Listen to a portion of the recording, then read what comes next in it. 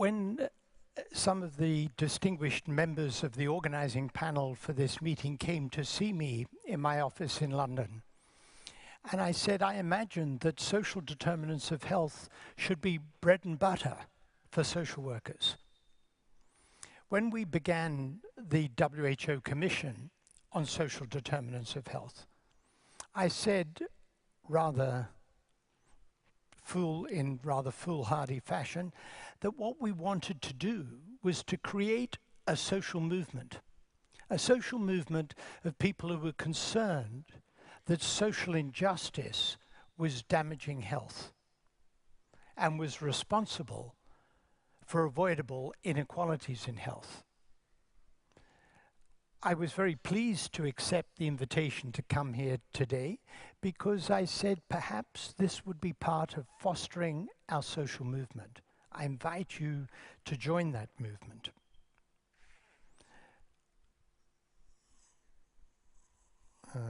Now I've done something terribly wrong. There we go.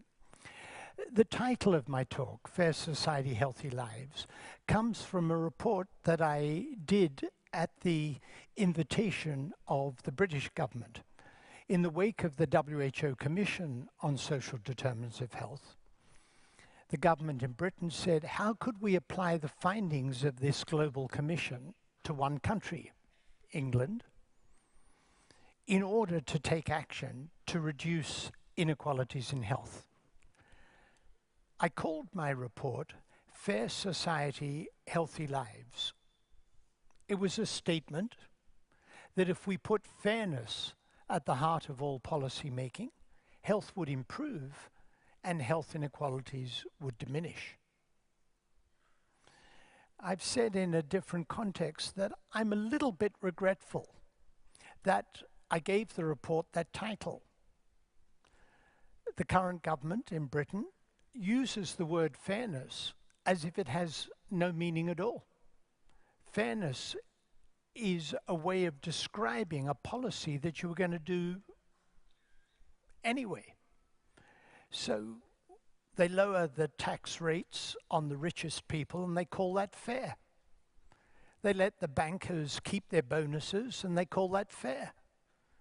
They cut tax credits to poor people and they say that's fair.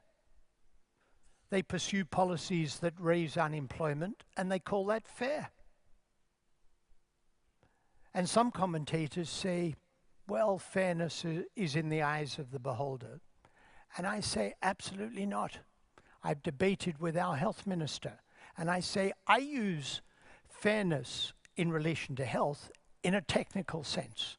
I'm a doctor. I'm concerned with health and disease.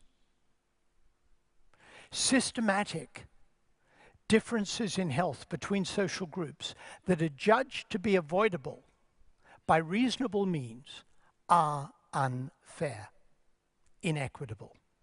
Therefore, any policies that retard progress toward reducing these avoidable health inequalities are unfair. And in fact, that's how we ought to judge policies. What progress will they make towards reducing these avoidable health inequalities? Because we say health inequalities result from social inequalities in society. It's not simply a health care issue, it's how we organize our affairs in society. And a big part of what we've been trying to push, that health inequalities are not confined to the poorest of the poor. But health follows the social gradient. And I'll show you what I mean by that.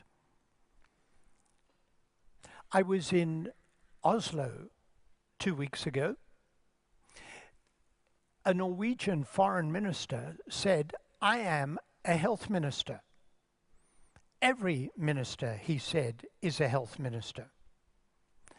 And the reason I was in Oslo at the invitation of the Minister of Health and the Minister of Education was because they were planning a meeting of 10 other government departments, other than health and education, to try and say that action right across government will influence health and the unfair distribution of health. So it's an issue for the whole of society, and of course, it's an issue for social workers who are working at the front line to improve living conditions for everybody. And we said in my review that recipients of social care services are likely to be the most socially disadvantaged.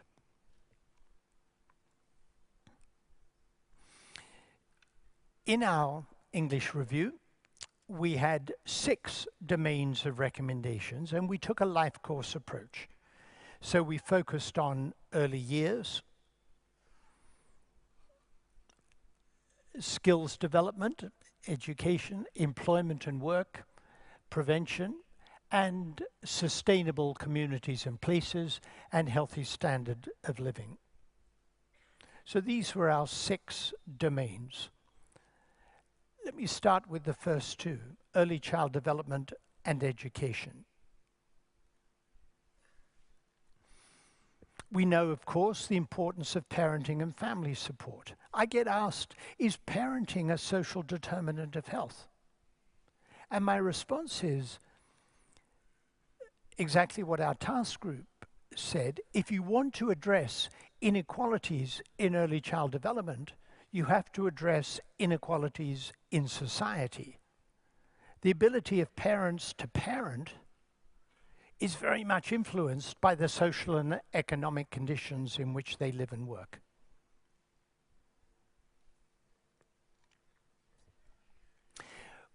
We asked in the Millennium Birth Cohort study, we see the dramatic social gradient in early child development. To give you one example of some of the data, school readiness at age 3 by income quintile. The top quintile, 63% of children were judged to be school ready by the age of 3, and only 32% in the bottom quintile, and it's a social gradient, a graded phenomenon. It's not simply that the worst off are doing badly and everybody else is doing all right, but it's socially graded. Vocabulary at age 3, vocabulary at age 5, and then conduct problems. We see these social gradients. Now, we asked people in the Millennium Cohort study, we asked mothers, is it important to talk to a child? Age 3. 20% of mothers of children aged 3 deny that it's important to talk to a child. And this follows the social gradient. The lower in the socioeconomic hierarchy, the more likely are mothers to deny that it's important to talk to a child. We asked, is it important to cuddle a child? Can there be any experience in the world more rewarding than cuddling a child? 20% of mothers deny that it's important to cuddle a child, age 3. And that follows the social gradient. And in fact, when we look at the social gradient in social and emotional development of children and linguistic development of children, much of it can be accounted for by differences in parenting activities. But these differences in parenting activities themselves follow the social gradient. It was put to me that when we released our report, we would be reporting into an adverse economic climate. And I said, here's a really expensive intervention. Read to children. Look at the social gradient in reading to children age 3. And we know, the evidence shows very clearly that if parents cannot read to children, services can support parents in doing that. And it makes a real difference. So if parents are ground down by misery and poverty and depression, as you see there, then services can support them. It can make a real difference. And why am I showing you this? I'm interested in health inequalities because it begins at the beginning of life and tracks right through life. These children who are not being read to every day at age 3 will be less likely to be ready for school and will do less well in the school system. And when we look at equality or inequality in child well-being on material conditions, education and health, the usual suspects do very well. Denmark, Finland, Netherlands, Switzerland. Very narrow inequalities in child well-being. Iceland, Ireland, Norway, Sweden. And then I get down to the United Kingdom, down at rank 5 and just above Greece and Italy. These for European countries. This is shocking, absolutely shocking. And I would say we are failing our children on a grand scale and have the knowledge to make a huge difference. Children aged 36 to 59 months that do not attend any form of early education programs in the Commonwealth of Independent States of the former Soviet Union and the countries of Central and Eastern Europe. So Tajikistan, which is in the European region of WHO, the poorest 20%, virtually no children attend early education programs. Whereas in Belarus, almost all children, regardless of income, attend early education programs. And these programs make a huge difference. And in fact, one of our recommendations from the European review is, to the extent that some of these countries would like to apply to join the European Union, they need to take steps to get the same sort of policies that are in place in the European Union. Create fair employment and good work for all. Unemployment in 27 EU countries, 2002 to 2011. Look at the under 25s, over 20% unemployment.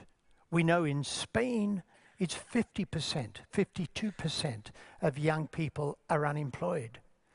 When I was doing the English review and we went to the English city of Liverpool, we partnered with Liverpool, and they said to me in Liverpool that young people who left school in the 1980s downturn into unemployment never got into employment. They spent a lifetime on the scrap heap. And again, when I debated with our health ministers and shown them figures on unemployment and said, this is a public health emergency. To have young people thrown on the scrap heap, leaving school, blights their lives forever. And if we think about putting health in all policies, how could we possibly, in Europe, be pursuing a set of policies that knowingly, reliably, predictably will increase unemployment for young people?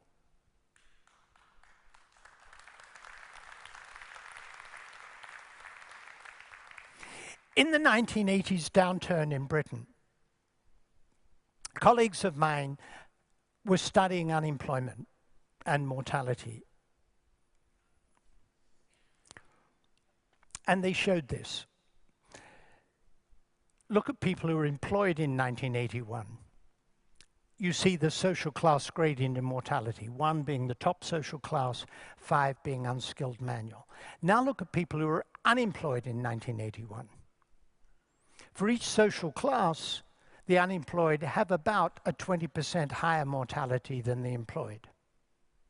And at that time, a Minister of Finance in Britain said, if a rise in unemployment is the price we have to pay to keep inflation down, it's a price worth paying. And I mused, would a Minister of Finance have said, if killing people is the price we have to pay to keep inflation down, it's a price worth paying? I think not even a Minister of Finance would have said that. But that's what was happening as a result of government policy. And what have we learned? And if we look at more modern figures, a 1% rise in unemployment is associated with a 0.8% rise in suicide. At a national level, these figures were for unemployed individuals, but if we look at a whole country level, we see that a 1% rise in unemployment is associated with a 0.8% increase in suicide, a 0.8% increase in homicide. If we pursue policies that increase unemployment, people will kill themselves and they'll kill each other. But there's good news. The traffic deaths go down. People can't afford to take the car out. So that's all right then. And we see the change in unemployment was declining, kicked up. Suicides were declining, and they've kicked up. And when we look at people in work, so unemployment's bad for mental health, bad for physical health. When we look at people in work and look at occupational class, very low, low, high, and very high, and look at effort-reward imbalance, there is a rich research literature on the psychosocial work environment. Imbalance between effort and reward increases risk of coronary heart disease and other diseases. Low control at work increases risk of mental illness and of cardiovascular disease and sickness absence. And they both follow the social gradient. The lower the status, the more likely are people to be in jobs characterized by effort-reward imbalance, high effort, low reward, and by low control. Having control over your life really matters. Is there anything we can do? Well, yeah, there is actually quite a lot that we can do. Social protection policies make a difference. Let's come back to the suicide. In the absence of social protection policies, a 3% rise in unemployment would be associated with a 3% rise in suicide. In Eastern European countries, they spend about $37 a head on average on social protection. And that social protection is active labor market programs, family support, healthcare, and unemployment benefits. And so, on average in Eastern European countries, spending $37 a head, a 3% rise in unemployment is associated with about a 2.5% rise in suicide. In Western European countries, where we spend $150 a head on social protection, a 3% rise in unemployment is associated with less than 1% rise in suicide. Government can make a difference. Quite apart from the policies that lead to unemployment, they can mitigate the effects of unemployment on mental health. And in fact, there's a more general relation. The greater the social welfare spending in general across Europe, the lower the all-cause mortality. So countries like Sweden, Luxembourg, Denmark, Austria, with high social spending per capita, in general have low all-cause mortality. Hungary, Slovakia, Poland, the Czech Republic, with low social spending, have high all-cause mortality. This is shocking news, isn't it? Governments can make a difference. Who would have thought? Whatever next? In the UK, we've been interested in child poverty. The previous government had a policy to take all children out of poverty by 2020. Very challenging. And if we look at what's been happening to child poverty, it had been coming down as a result of government policies. Because of the economic crisis, it was predicted to rise without the reforms that the coalition government in Britain made. And the solid line is the effect on child poverty as a result of the coalition government's policies. Their policies will increase child poverty. Other things being equal, that's a very bad thing. The response to that, of course, is to redefine child poverty. If you change the definition, then you won't have so much of a problem. But this is a bad thing. And part of my role, part of our role, is to try and keep governments up to the mark on these questions. Social protection policies can mitigate intergenerational effects. If we look at child poverty rates, defined as less than 60% median income,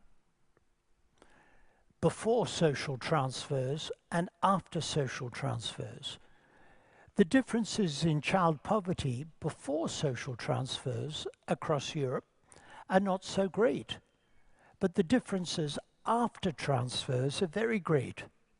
Iceland, Norway, Denmark, Slovenia, Cyprus, Finland, Sweden are very intolerant of child poverty. They think it's a bad thing. So government taxes and transfers are designed to reduce child poverty. In Romania, Latvia, Bulgaria, Lithuania, Italy, and Greece, transfers make less of a difference. It is a matter of government policy to decide what the child poverty rates should be. We know in the US, for example, they've decided that they're very tolerant of high poverty rates. So the effect of taxes and transfers in the US are to reduce poverty by only a small amount, whereas in the Nordic countries, they reduce poverty by about 70%. In the US, it's 25%. That's a government decision. Health inequalities are not inevitable or immutable.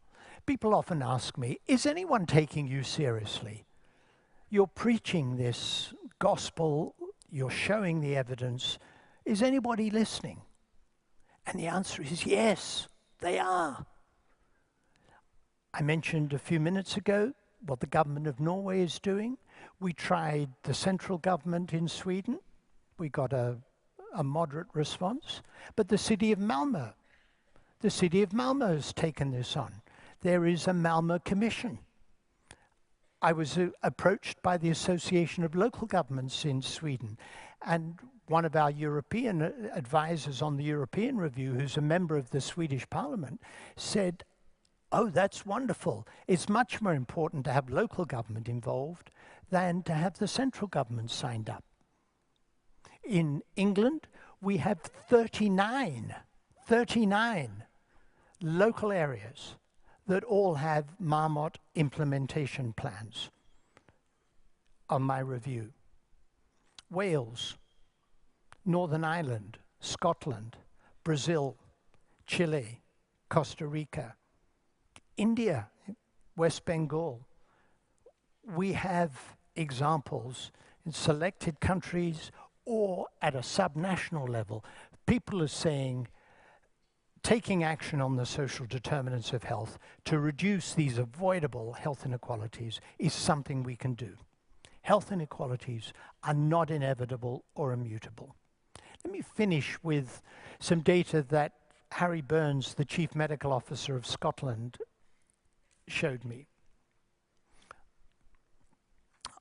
I'll come back to it in just a moment. When we published the WHO Commission on Social Determinants of Health, I drew attention to mortality in Glasgow. Life expectancy for men in the richest part of Glasgow, Scottish city of Glasgow, is 82. In the poorest part of Glasgow, it's 54. A 28-year difference in life expectancy in one Scottish city. Appallingly high mortality in Glasgow. And Harry Burns, Sir Harry Burns, Chief Medical Officer of Scotland, was concerned about this Glasgow effect. and he and colleagues compared mortality in Glasgow with two other post-industrial cities, Liverpool and Manchester. The poverty levels in all three cities are similar. The distribution of income in all three cities is similar, but Glasgow has higher mortality. Look at the causes that have the biggest relative excess in Glasgow. Drug-related poisoning, alcohol, suicide, and external causes, accidents and violence. And then lung cancer, which is behavioral, it's smoking. And Harry Burns says a major element of the excess risk of premature death seen in Scotland is psychosocially determined. And he points to study evidence of low sense of control, low self-efficacy, low self-esteem in populations in these areas. I think our challenge, yes, of course, is to improve the material conditions in which people live and work. But it's also to understand what it is to be human. A sense of control over your life, a sense that life makes sense and is meaningful, of self-esteem, of self-efficacy, that it's reasonable to have aspirations for yourself and your children. In other words, I think we're all working to create a fair society. Thank you.